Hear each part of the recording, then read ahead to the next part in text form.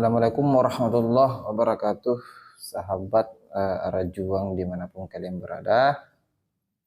Kita kembali berjumpa di video kali ini. Ada yang menarik ya.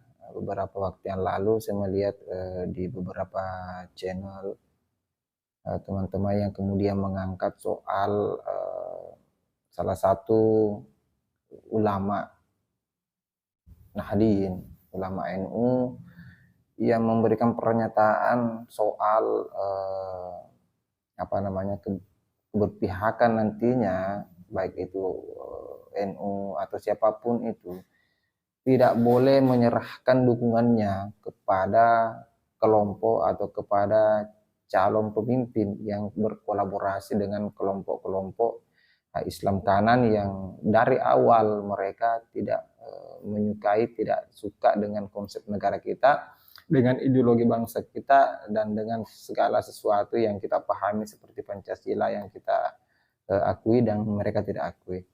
Nah, sebelum kita jauh membahas itu, saya perdengarkan dulu cuplikan video dari ulama NU, yakni Kiai Marzuki, seorang ulama NU sekaligus ketua Tanfisiyah PWNU Jawa Timur. Nah, kita dengarkan dulu pernyataan beliau. Nggak mungkin kita memasrahkan nasib masa depan NU kepada pihak yang membenci NU. Deal.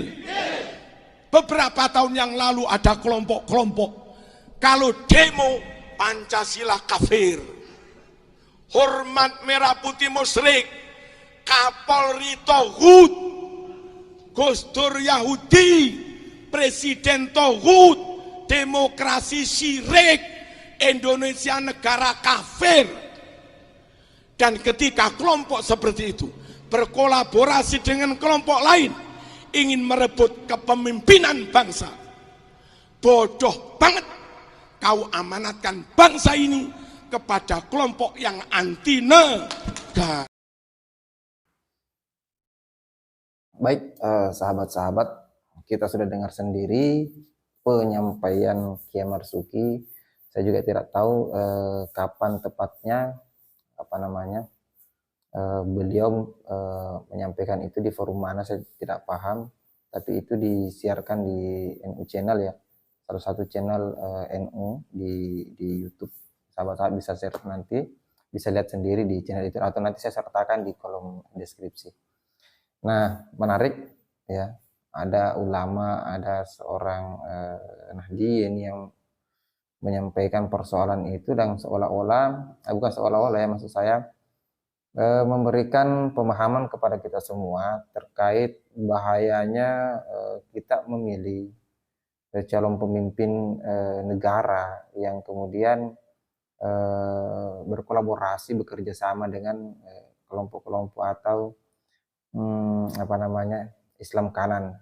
Ya, di beberapa video saya sudah banyak menyampaikan soal itu, bahaya politik identitas dan kemudian kelompok-kelompok Islam kanan yang sampai hari ini masih ada. Oke lah, ya kita tahu bahwa organisasi sekelas HTI itu sudah dibubarkan beberapa tahun yang lalu, tepatnya 2017 yang lalu, dibubarkan oleh negara, izinnya kemudian dicabut, mereka tidak dibiarkan lagi untuk melakukan aktivitas kelembagaan. Tapi kan kelompok mereka, basisnya mereka itu masih ada sampai hari ini. Kalau sahabat-sahabat menyaksikan video saya sebelumnya yang menyinggung soal banyak spanduk atau baliho yang mengarahkan dukungan HTI atau ex-HTI kepada salah satu bakal calon presiden, kepada Anies Baswedan misalnya, itu membuktikan bahwa ternyata mereka masih ada. Kelompok ini masih ada, sekalipun secara kelembagaan, secara resminya organisasi mereka sudah dibubarkan, tapi kan basisnya mereka, jamaahnya mereka, kelompoknya mereka, kadernya mereka itu masih ada masih hidup sampai hari ini. Itu yang perlu kita antisipasi, dan saya pikir itu adalah PR-nya kita bersama, bukan hanya NU, bukan hanya Nahdien yang yang harus berhadapan dengan mereka, tapi semua kalangan, baik itu pemerintah, aparat penegak hukum misalnya, BNPT sudah banyak berkeliling ke beberapa provinsi. Siapa lagi yang yang sering menyuarakan itu seperti misalnya Gus Islah Bahrawi yang banyak mengupas soal bagaimana kebusukan, kejelekan kelompok-kelompok HTI seperti ini, kelompok-kelompok ekstrim seperti ini yang tidak boleh dibiarkan hidup, tidak boleh dibiarkan tumbuh subur. Mereka harus dihilangkan lah, saya begitu. Sehingga pertarungan Pilpres 2024 menjadi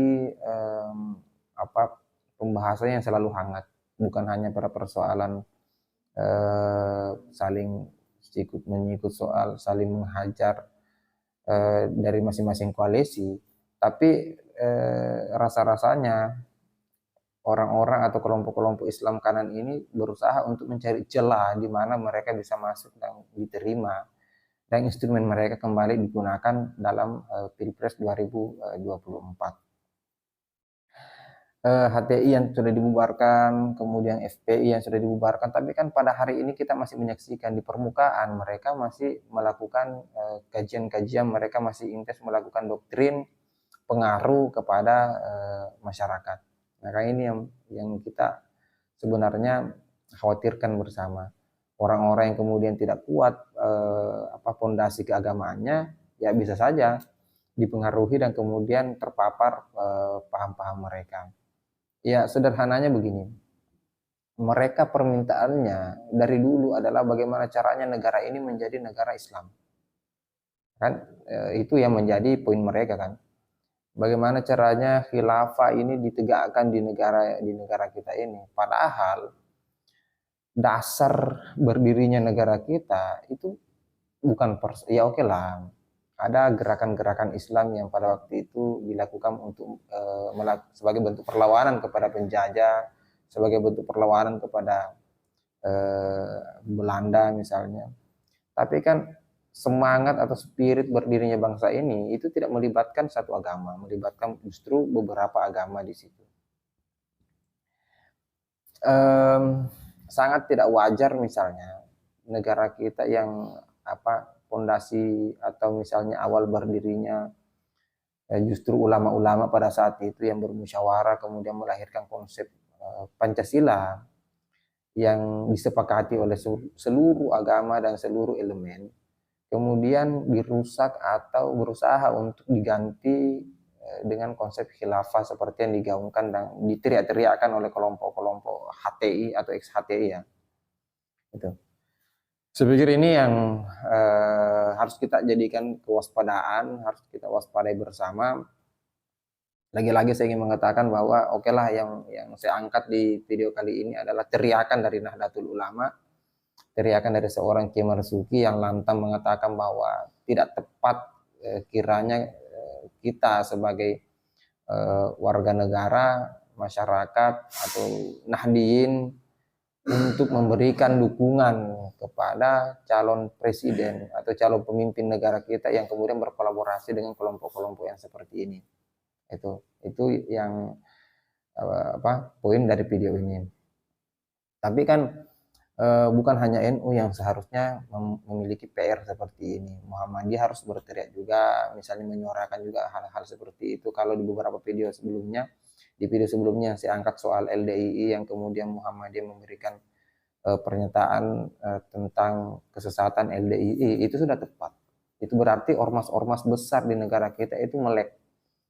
Sama-sama khawatir dengan masih adanya barisan-barisan Islam kanan dengan misi-misi yang mereka ingin istilahnya itu ingin ditegakkan gitu. Dan sampai hari ini alhamdulillah itu belum berhasil, selalu gagal di beberapa pesta demokrasi yang kita lalui, mulai dari 2014, 2017, 2019 mereka selalu gagal berada pada posisi pemenang. Tapi bukan menjadi sesuatu yang tidak mungkin, mereka akan sampai ke titik tujuan mereka. Nah, itu saya pikir harus menjadi kewaspadaan kita bersama, jangan sampai ini ya, jangan sampai di lingkungan kita, lingkungan sosialnya kita, ada yang kita biarkan terpapar dengan pemahaman-pemahaman seperti itu.